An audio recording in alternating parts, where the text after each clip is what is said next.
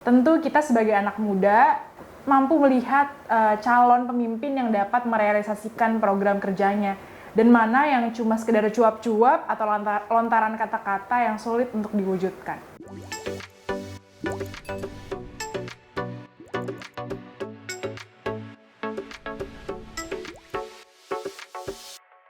Bicara tentang politik, tentu yang ada di pandangan kalian itu terkait kekuasaan, elit, atau korupsi. Pembicaraan menarik tentang politik ini juga sering ada di lingkungan kantor, warung kopi, atau ruang publik yang luas sekalipun. Namun, gak semua kalangan tertarik dengan politik, karena masing-masing orang punya minat yang berbeda-beda.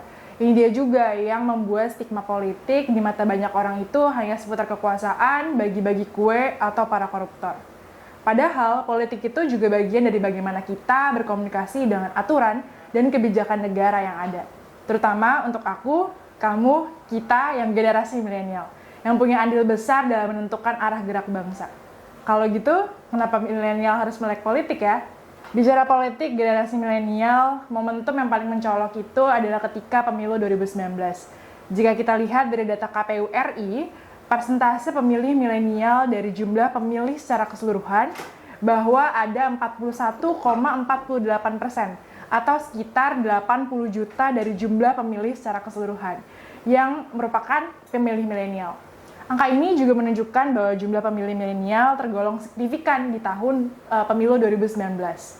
Ini membuktikan bahwa suara generasi milenial, suara kita nih, itu adalah penting. Kalau kita kelas balik ke sejarah Indonesia tentang peran anak mudanya, ingat nggak salah satu peristiwa besar yang mengiringi percepatan proses proklamasi kemerdekaan Indonesia? Tentu nggak terlepas dari peran pemuda yang kala itu rela membawa Soekarno-Hatta ke Rengas Dengklok. Ini juga hasil dari perjuangan anak muda loh. Di zaman sekarang, kita kenal dengan sebutan generasi milenial yang berusia tahun 1980-an hingga 2000-an. Nah, generasi milenial sekarang juga punya andil dalam melek politik. Apa aja ya? Mungkin yang pertama kita bahas yaitu adalah mengkritisi kebijakan pemerintah secara objektif. Setiap kebijakan yang dikeluarkan oleh pemerintah selalu menimbulkan pro dan kontra di tengah masyarakat. Dengan memahami berbagai bentuk kebijakan dalam sistem politik ini sendiri nih, kita bisa menilai lebih objektif kebijakan tersebut tanpa harus dipengaruhi oleh isu-isu yang beredar. Hal ini juga memancing adanya critical thinking tentang arah negara. Nah, selanjutnya meningkatkan sikap toleransi di masyarakat. Seperti yang kita tahu nih, kalau Indonesia adalah negara demokrasi yang punya hak kebebasan berpendapat bagi setiap warganya. Ini diatur dalam pasal 28A sampai J UUD 1945. Dengan berbagai latar belakang masyarakatnya, tentu akan melahirkan pendapat yang berbeda-beda juga. Dengan punya pemahaman politik yang baik, tentu kita pasti akan saling menghargai pendapat masing-masing tanpa harus memaksakan kehendak kita sama orang lain. Terus ada juga melawan dan menghentikan penyebaran berita palsu atau hoax. Pasti udah sering denger lah ya tentang hoax ini, yang mana mudahnya membuat dan menyebarkan berita atau berita palsu ini atau hoax punya salah satu dampak negatif dari kemajuan teknologi yang harus kita atasi bersama. Hoax ini merupakan ancaman besar di era globalisasi yang akan mengganggu keamanan dan stabilitas suatu negara. Generasi milenial ini sangat dibutuhkan perannya dalam menangkal berbagai berita bohong tersebut.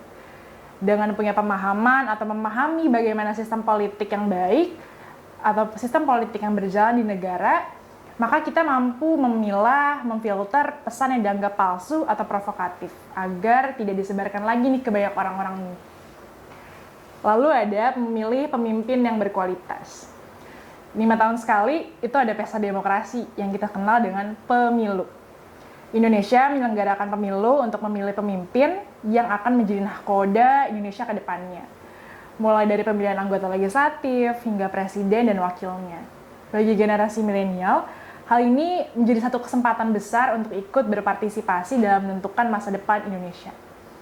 Dengan punya pengetahuan politik yang baik, terutama terkait dengan kebijakan suatu negara, tentu kita sebagai anak muda mampu melihat calon pemimpin yang dapat merealisasikan program kerjanya dan mana yang cuma sekedar cuap-cuap atau lontaran kata-kata yang sulit untuk diwujudkan. Nah, yang terakhir, tapi sebenarnya nggak terakhir banget, ini adalah menjadi calon pemimpin masa depan Indonesia. Kita semua saat ini usianya masih muda, punya semangat yang besar, bukan nggak mungkin kan kalau misalkan suatu hari nanti kita jadi salah satu calon pemimpin masa depan Indonesia.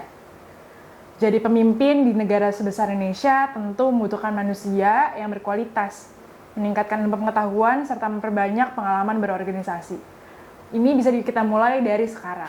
Di samping itu, dalam laporan Indonesian Millennial Report 2019, di mana hanya 23,4% yang suka mengikuti berita politik. Namun, tidak dinyatakan bahwa pemilih milenial paham akan politik. Agak miris sih. Kaum milenial cenderung menganggap politik hanya untuk orang-orang kuno atau generasi tua, atau mungkin bahasa trennya adalah old school. Melihat karakteristik generasi milenial yang sebagian besar cenderung apatis terhadap politik, mau nggak mau, pendidikan politik sudah selayaknya untuk diberikan. Guna pemilih milenial tidak hanya menjadi objek politik, serta diperlukan juga peran aktif negara dalam memberikan komunikasi politik yang dapat dipahami oleh banyak orang, termasuk generasi milenial sendiri. Oke, segitu dulu tentang 5 alasan penting generasi milenial harus melek politik. Selanjutnya, mau bahas apa ya? Stay tune ya!